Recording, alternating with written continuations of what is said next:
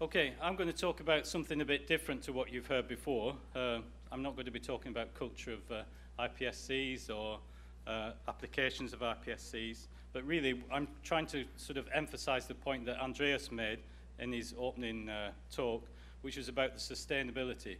So when the funding ends and the project teams get disbanded, then what happens to the resource? Is the resource still going to be available for as long as people want it? So really what I want to talk about is how can we ensure that happens. I'm going to, as you can see from the introduction, I'm going to sort of talk about some of the general factors around funding of biobanks and long-term sustainability. I'm going to try and use ECAC as a model for long-term sustainability and see what we can learn from ECAC and how we can apply that to EBiSC.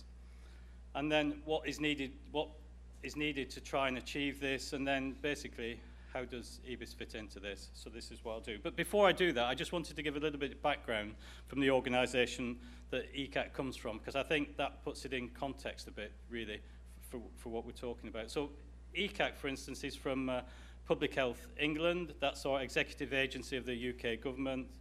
PHE itself has a broad remit to improve and protect the nation's health and well-being, and it covers quite a lot of key areas such as infectious disease, cancer, heart disease, so quite a broad range of areas. And the culture collections, there are 4 culture collections that are part of Public Health England that are within my remit. I'm responsible for the commercial activities, the business development of them. And the first one is ECAC, which I'll talk more about. Then you've got the NCTC, which is bacteria, pathogenic and veterinary important bacteria. This is an extremely old collection. It was founded in 1920, so it's coming up to its centenary in a couple of years' time. So it's been around a long time, so there's an example of sustainability there. And then you've got the NCPV, which is quite a small collection. It's only 15 years old, which is to do with pathogenic viruses. And then you've got the pathogenic fungal collection, which is about 60 years old. So you've got some quite established collections there and some new collections. So ECAC was established in 1984, and it was established as a not-for-profit organisation. And its remit is there to facilitate and distribute cell lines generated by research that comes out of research. We have about 10,000 human and animal cell lines in the collection. We also distribute DNA, RNA, and cDNA from these collections. It spans quite a broad number of species, 45 species, and 50 tissue types are covered in the collection. And we have some specific collection types that to do with HLA types, monoclonal antibodies, lots of genetic disorders we collected over a 20-year period with funding from the MRC. But more recently has been the introduction of iPSC cells to the collection, both from EBiSC and from the HIPC project. Okay, I'm not going to do much deep, but I think most of you understand the advantages of ordering from culture collections. The idea is that you're getting reproducible material that's been produced using approved banking protocols. Dedicated trained staff have produced it. It comes with quality guarantees and things like that. And also you should have a consistency, particularly for cell lines of low passage, or at least get the same passage each time you get it by following certain banking regimes. So that's the advantages of ordering from culture collections. Okay, so moving on to long-term sustainabilities. So how are culture collections generally funded? I mean, they can be funded by grant funding. The problem with that is it's often very short-term, 3-5 years, although repeat funding is uncertain. You can get repeat funding, but it's always quite an uncertain period. It's very difficult to employ people on long-term contracts if you're just relying on repeat funding from funding agencies. You're also at the mercy of funding bodies and the need to fit in with their particular programs, whatever current at the time. It would be very good if you could get your parent organisation, such as Public Health England, to fund us.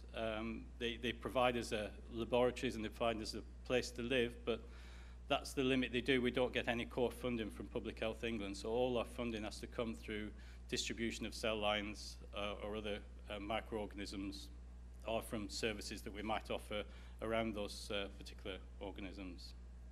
But it can bring stability if you can get funding through a parent organisation. Self-sustaining through sales of cultures, which is what we do mostly. So that's one way, and that's probably the best way, but there are problems with that, which I'll go into. Private finance, you could try and get that. That's very difficult to obtain. You'd have to have a defined market to achieve this return on investment in a relatively short frame time if people are putting private money in. And that's always difficult to do if you want to run a culture collection in the true sense of how culture collections are run. Okay, so just to give you an idea of funding of ECAC over the years, we've had several grants over the years. We've had EU grants going back to 1984. We actually started out by getting funding from the UK government to sort of pump prime funding for 4 years to get us established as a patent repository. And we've had repeat funding from the MRC, particularly when we were sort of providing a support function for the UK Human Genome Mapping Project. And we had funding over nearly a 20-year period there. So that was some kind of stability, but there was only a small proportion of what it took to actually fund the running of ECAC, probably no more than about 10-15%.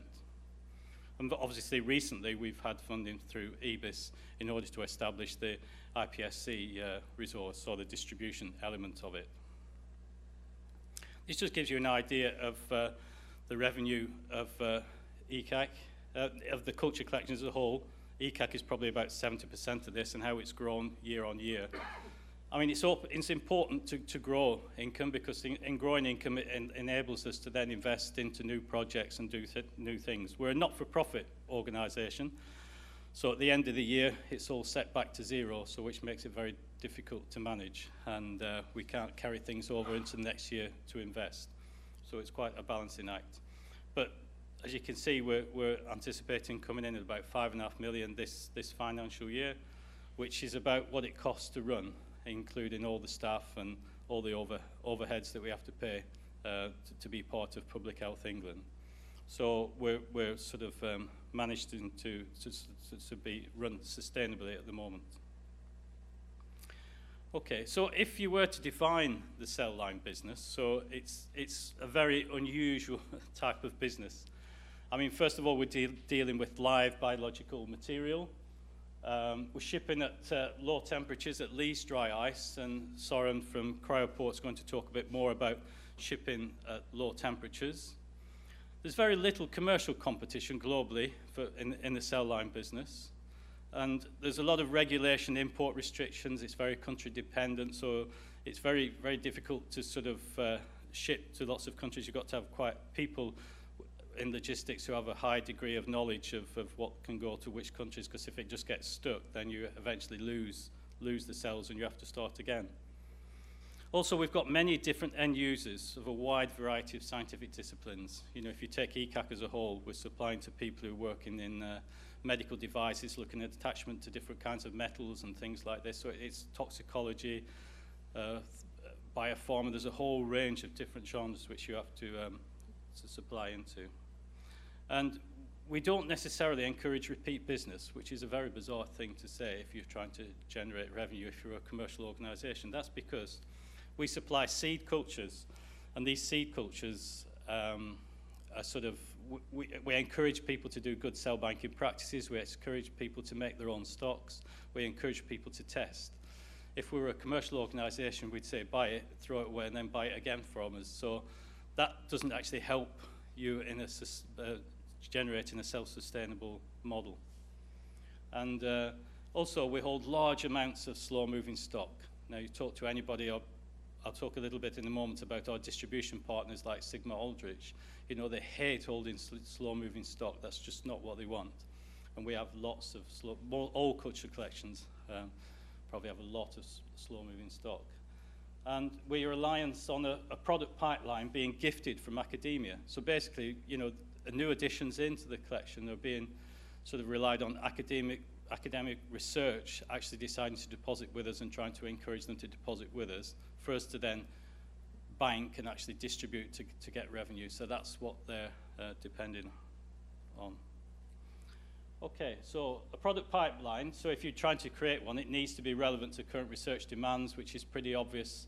And it's going to be vital to the success of the self-sustaining biobank. We quite often get offered sort of retiring professors' legacy collections that they've sort of had for the last 30 years, and they really don't want them to disappear, and they want us to take care of them.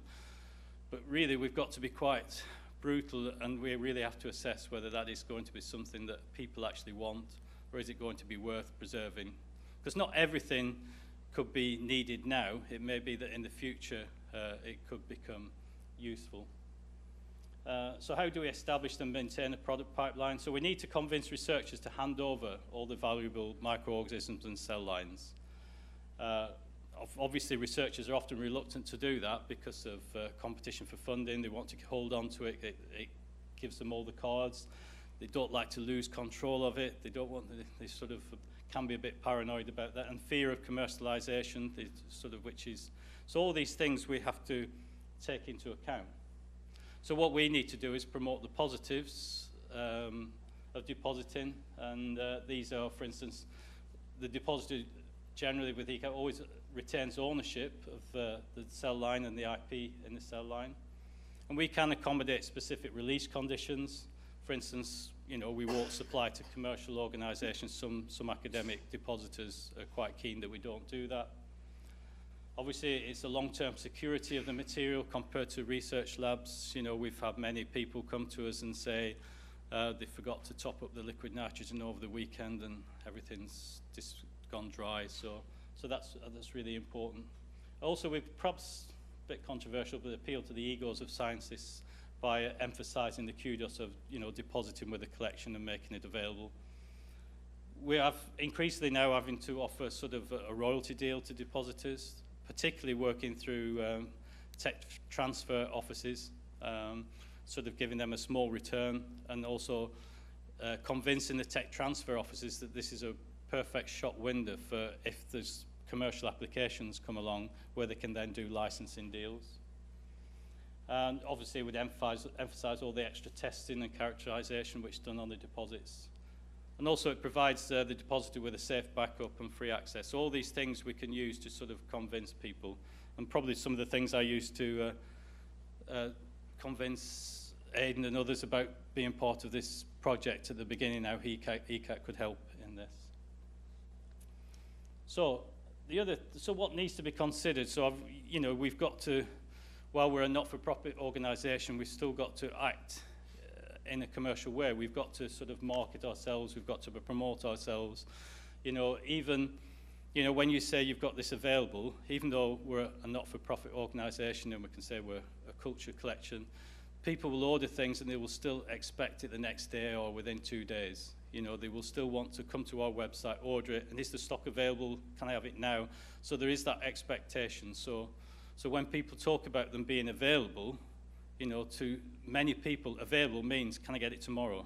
And an example of that was when we went to the ICCR meeting in Stockholm. I think this was only the first or second year of the project, and we didn't have our website up there. We didn't have cell lines available. People would come in and they were really interested, and they would say, well, when can I have the cells? When can I have the cells? And we said, well, they're not available yet. Oh, well, they will be, they will be. Oh, and it's kind of, people fell away. So I think, you know, when you say they're available, they've got to be available. It sounds like obvious, I know, but it's not always the case. So we've got to market, promote ourselves. We have a website. We have a very informative website, so a lot of effort has been invested in that website, both the ECAC website and the EBiSC website. You have to have an e-commerce facility. People need to be able to go on there and add it to a shopping cart and buy them. And also, you've got to sort of use digital marketing, all kinds of marketing techniques in order to get the message out. Because I'll provide some slides later just to show what we've done on that. And now you've got to keep banging the message out. It's no good saying it once. You can have one meeting. It's not enough. You've got to keep it going constantly. And then, obviously, you need to have good customer relation management information and databases, but distribution channels as well. It's something we learned at ECAC is that, you know, it's so difficult to sort of distribute globally without using distributors. So we now use distributors to facilitate getting our cells to end users, and I'll mention a little bit more of them in a minute. You need good logistics, stock management, order processing, shipping, and documentation. You know, pre-sales including export, import permits, company information like MSDS, material safety data sheets, all these sort of things. And also customer service. You know, there's nothing worse than if you try to contact somebody and nobody gets back to you. It doesn't leave a good impression and you'll probably go somewhere else in future. So it's really important that you have good technical support, both pre and post sales, and also complaints handling. We do get some complaints, but this is wood, is it? But touch wood, we've had very, very few complaints from the IPS lines that have gone out so far, which is a testament to the quality of production and the quality of the material, I think. So this just gives you a few sort of facts and figures and sort of puts into more context the challenges. As you can see, just on there, you can see that our distribution is truly global. Only 20% of what we send out is within the UK. And I'm not a Brexit supporter, by the way. It's just that I'm dividing up UK and the rest of Europe. And as you can see, USA and Japan are sort of bigger markets than the actual UK itself for as bigger markets. So that's really important. If you want to grow, you've got to be truly global and have the infrastructure in place in order to support that. So we send out about 12,000 cell lines, individual frozen vials, and 50% of the sales come from about 3% of the cell lines, which makes it easy in some respects, but there's an extremely long tail, because about 50% of the collection is requested only once, or even less than once a year. And we have more than probably 3,000 end users, different end users, and we're constantly getting new customers. We've distributed to about 120 different countries in strange places like, well, not strange, but unusual places you would think to be doing cell culture, like Burkina Faso, Mongolia, Sudan. So, and we have to sort of constantly make sure that we're providing what's relevant and what people want now, and that's what we're trying to do, obviously, with EBiSC. An important thing there is trying to enforce citation of ECAC or EBiSC or whatever it may be when people actually use the cell lines. We try to point that out in the accompanying literature we send out. We mention that in the catalogue. But we know, for instance, we've got some unique lines that are only available from ECAC, and we've done literature searches to see what they're being used in. And then in the materials and methods, it says, oh, they obtained it from ATCC. But we know they didn't. It's not listed in ATCC. And I guess when you write your papers, you realize the last thing you do on materials, where did we get that from? Oh, ATCC. Yeah, you just put whatever catalogue you see on the shelf. But to us, it's really important to actually get those citations. So we're always looking at ways in which we can encourage that. And as I said, we're now increasingly using distributors. We use Merck, Sigma Aldrich, who are now Merck, in most of the world. We use a company called DS Pharma in Japan, and we also use Cell Bank Australia, another cell bank for distribution in Australia, in conjunction with Sigma Aldrich. So why use distributors? I mean, if it's direct sales, you would think you've got more control over the end user, so that is one of the drawbacks potentially. If you're doing it yourself, you need a more complex and bigger logistics operation, because you've got to sort of send, if 84% are now going out through distributors, we only are supplying about 4 or 5 different hubs on a regular basis. We've just got the one account to manage, so the high marketing costs if you want to get global growth, if you want to do it without distributors. So if you use distributors, you can lose sight of end users unless you have strict sort of systems in place to make sure you don't do that. But you do get global reach, and you do dramatically, at relative low cost, able to get to everybody by using distributors. I have to say that the distributors don't actually grow the stock. They just act as, they get the frozen stock and it goes into their inventory, and then it goes out to end users. So they're acting as true distributors, they don't manufacture at all. So you tap into an efficient logistics operation. So if you go to Sigma now, you can just order from Sigma, it'll come the next day. And quite often it's actually cheaper, because most big institutions have good deals with Sigma, and you don't have, because for us to ship direct to the USA would maybe cost around 170, 180 euros. If you ordered it from Sigma in the USA, you probably pay your local shipping cost, which is considerably less. So So it doesn't mean to say it costs more to go through distributors. It quite often can actually cost less. And for us, it's fewer customer accounts to manage, and our finance are more, well, I think they're happier that, that we don't have as many different accounts, although, you know, it's quite a big account to manage.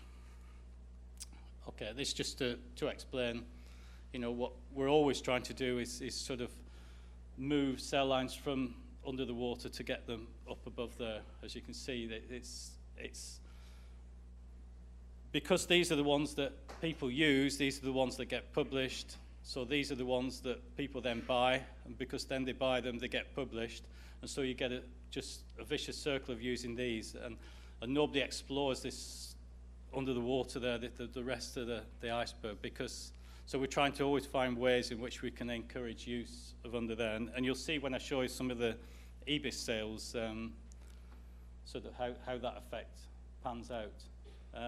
So this is just really talking about logistics, needing strong customer focus. So it's really, really important that you have all these things in place.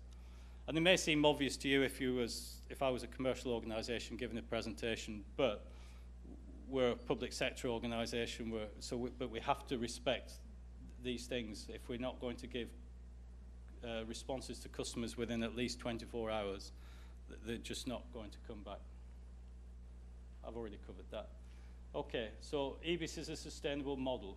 So the grant funding has essentially allowed us to have initial stock produced for the majority of EBiSC lines, which means we can supply immediately. So for a lot of the lines, if people order, they will get them within a few days, or at least the next week.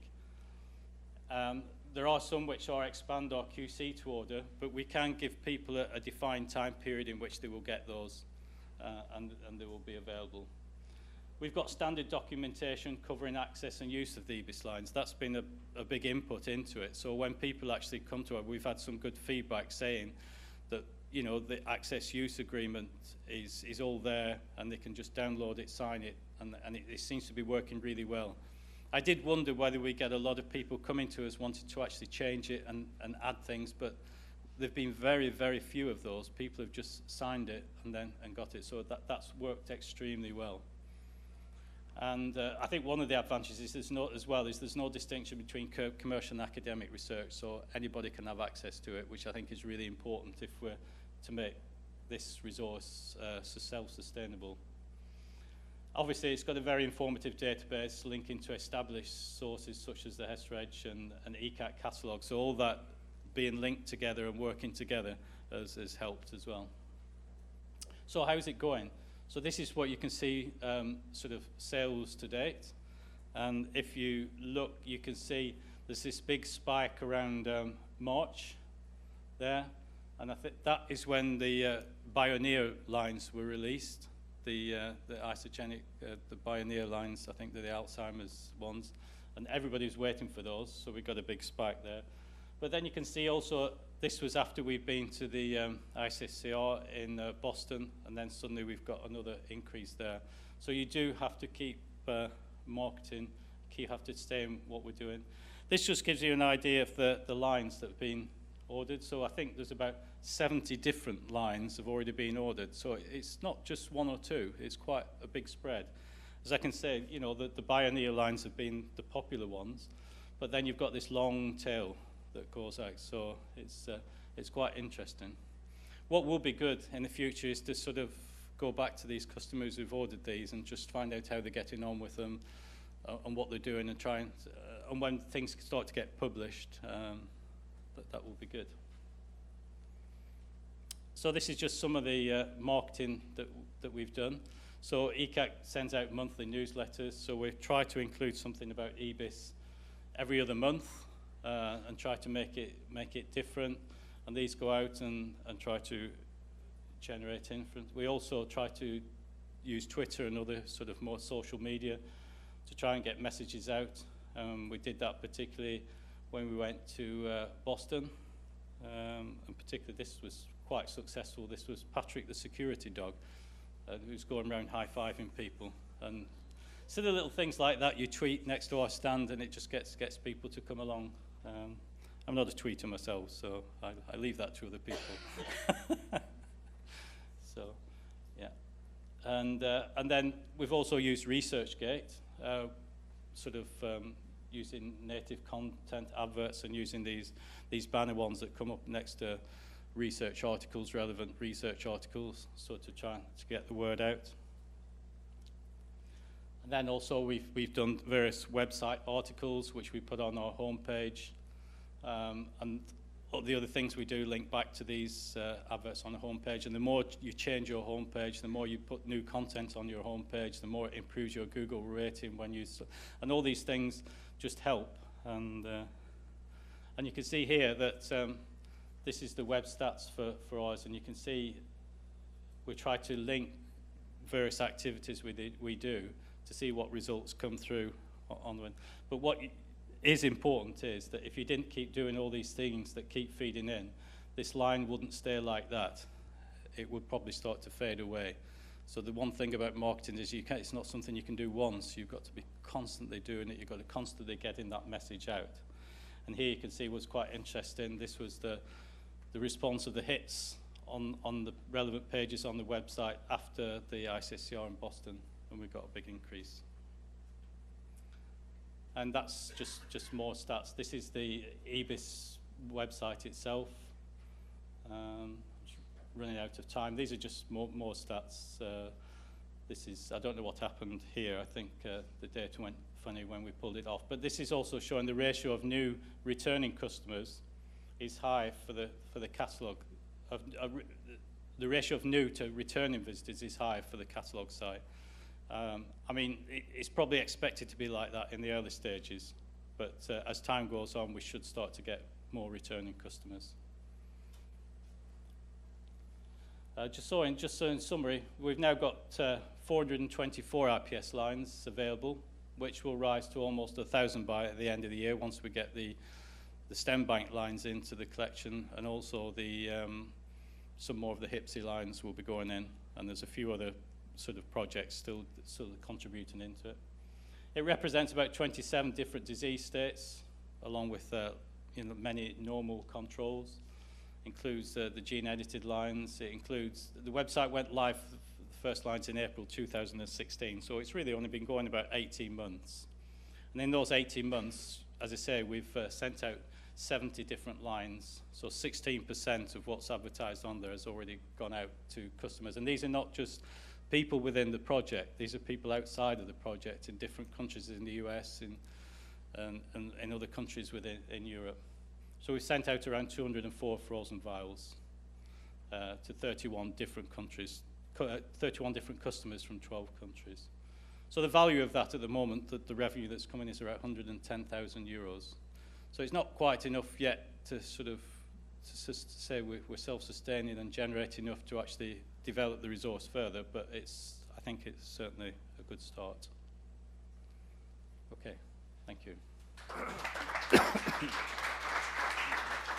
Thank you very much, Bryan. Questions? There's a question.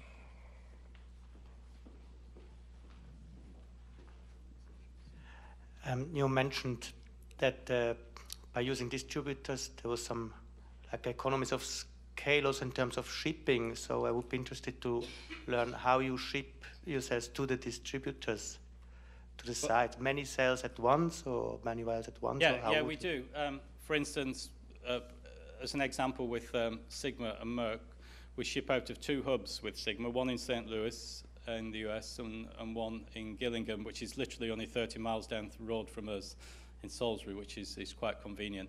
But we send in bulk every day. A shipment goes to the one in the UK, and then from the UK it goes out to different places in Europe. And we send 1 or 2 a week. It's now getting to be 2 a week to the US, and that goes in a bulk. It goes in using Cryoport for ship, which Soren's going to talk about in the next presentation about shipping. So we send it in a dry shipper, which is ship the bulk ones. But going to individual end users, we ship on dry ice. So if we're only shipping 1 or 2 vials specifically to an end user, then we use dry ice. Yeah. Thank you.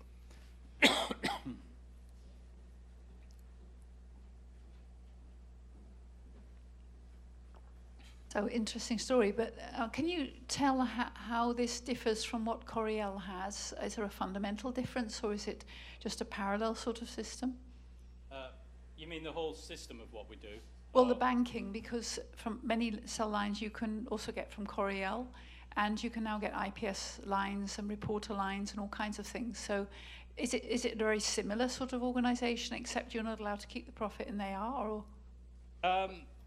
It's a similar organization. I think they've just evolved from different places. Yeah, I mean, my understanding of Coriel used to focus more on being genetic cell lines and cell lines from genetic, and Weave was a more generalist cell line collection. But yeah, I mean, I don't know a huge amount about the funding of Coriel, but yeah. So they get to keep the profit, do they? Oh, they're making a profit on it.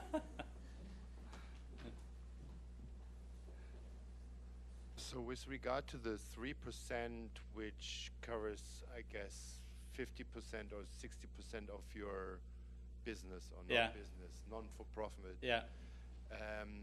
All those cell lines, you can also have them from ATCC, right? Most. Not all, no, some. Yeah, a significant proportion, but not all, yeah. But they make your main revenue, right, or profit, which you need in order to run. Yeah, that's right. Bank, yeah. Right? So you can't run the bank off the IPS cells. Not the whole bank, no. I mean, does the IPS cells, or let's turn that around, can the IPS cell collection contain itself or sustain itself? Or does it require money from At the moment, it requires money from other, I mean, we've got 1 year's funding gap, which we've hopefully we can get through because we've built up enough stock, so there won't be much need, we hope, to rebank.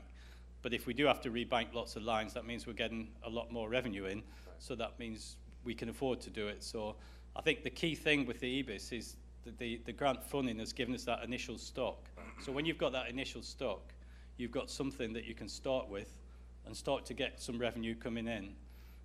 If nobody wants them, then you've got freezers full of cells, which eventually you've got to make a decision, do you keep them or do you throw them away? Because if nobody wants them after 10 years, it's... So you're envisioning that at some point the collection of IPS cells can sustain the collection of IPS Yes, cells, that's right, yeah.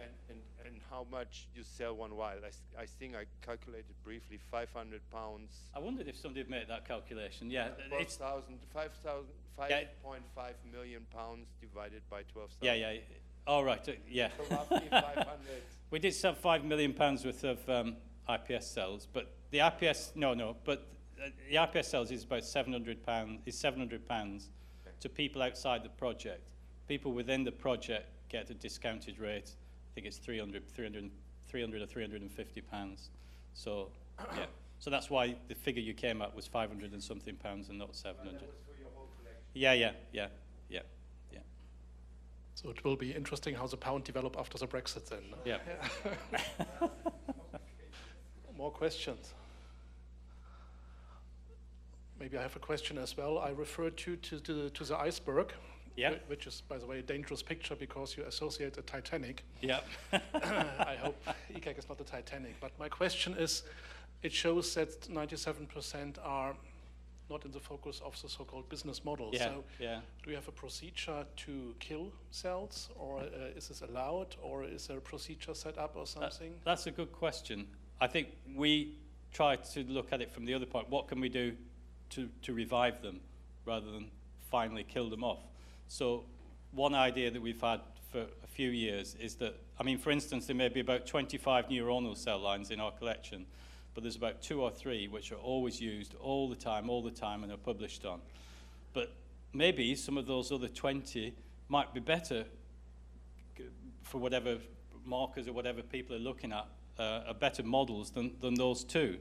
But people won't take a gamble on it because there's no published literature on it, so they don't. So we've toyed with the idea of providing cDNA panels of these sort of ones, so people can have a quick sort of scan to see whether any of those is actually particularly better than the others, and try to encourage use of them and then encourage publication. So Yeah, but we're always thinking about what you say, but and we collected an awful lot of cell lines for the Human Genome Mapping Project between 1990 and about 2010. And we had tens of thousands of EBV transformed lines from hundreds of different genetic disorders. And we've had to seriously rationalize those because we had, maybe 10, 12 big tanks full of this material so we have been rationalizing, but I don't know.